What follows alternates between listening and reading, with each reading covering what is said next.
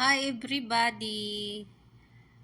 Ah, una sa lahat, syempre na-flex ko tong mga picture na ito dahil every time talaga guys na mag-scroll ako dito sa Facebook, lalo na dito sa TikTok, sila talaga yung issue. So, magre-react din naman ako.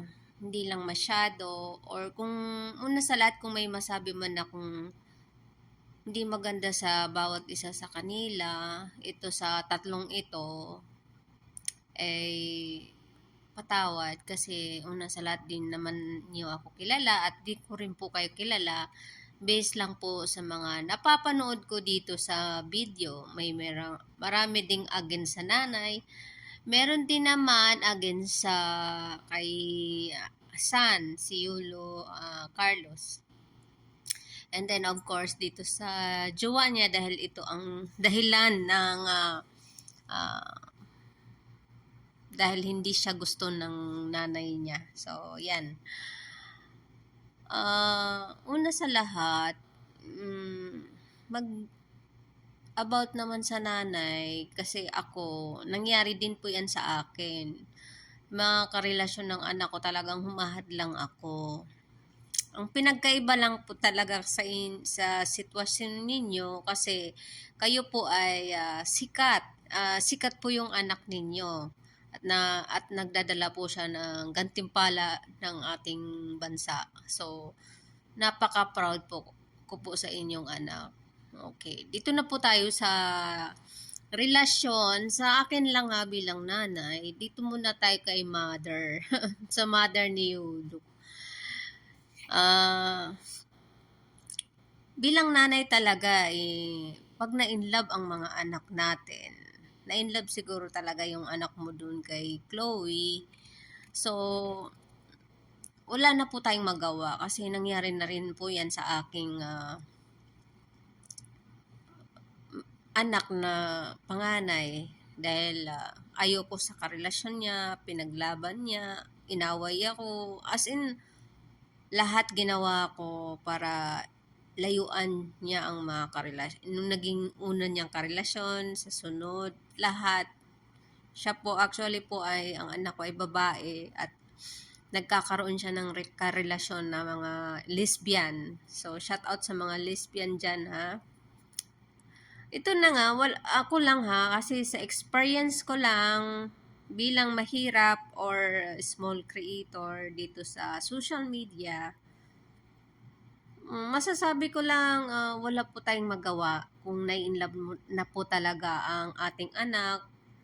Siguro ang mapapayo ko po sa inyo mother ay mag-move on ka na po talaga. Masakit talaga yan kasi malaking expectation mo sa anak mo, lalo na ngayon ang anak mo ay isang atleta at siya po ay nanalo at nagbibigay ng karangalan sa bansang Pilipinas. So,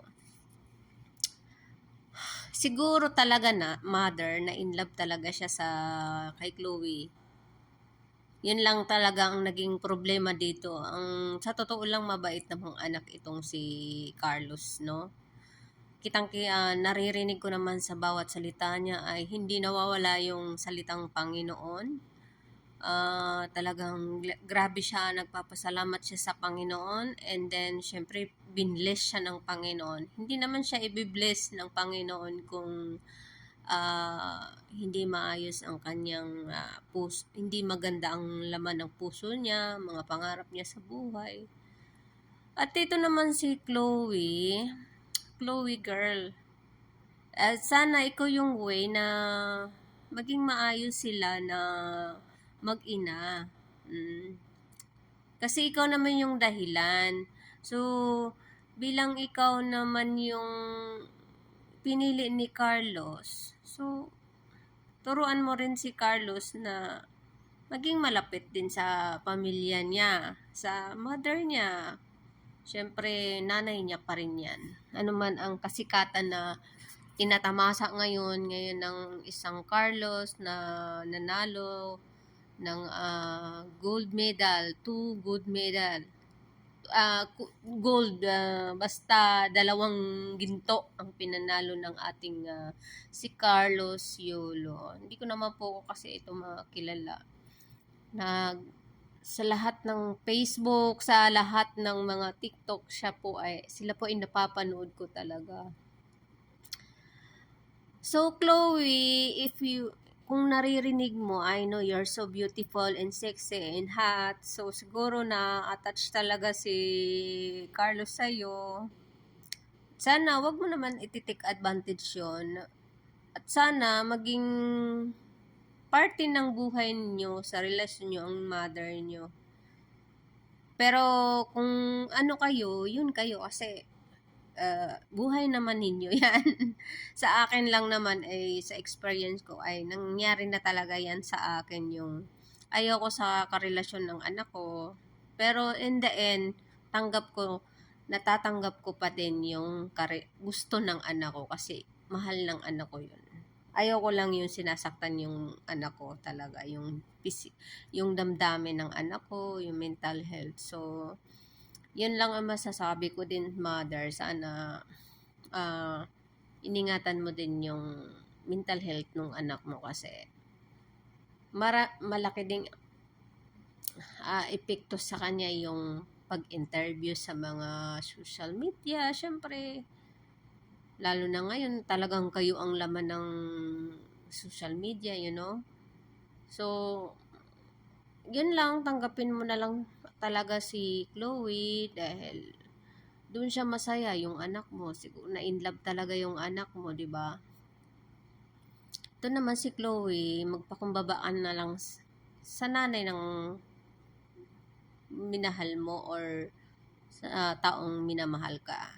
Sana kahit ano man ang kagandahan mo or kasiksihan or pagiging hot mo bilang girlfriend ni Carlos, sana nandoon pa din yung respeto mo, or I'm not saying you're not respect of his mother. I'm saying magpakumbaba na lang sana, 'di ba? Para happy family, happy ang lahat kasi laman kayo ng ng social media, balita and everything. Pakapangit kung hindi kayo magkasundo and in the end. Sana mangyari din before magtapos ang taong ito, sana mag-ayos kayo. Maging happy family kayo. Walang pride na Siyempre, ngayon, ayaw lumapit ng nanay mo dahil nandoon yung nahihiya yung nanay mo. Kasi, siyempre ngayon, mataas ka na, malaki na income mo, siyempre, panalo ka pa. So, malaki yung naging pera mo sa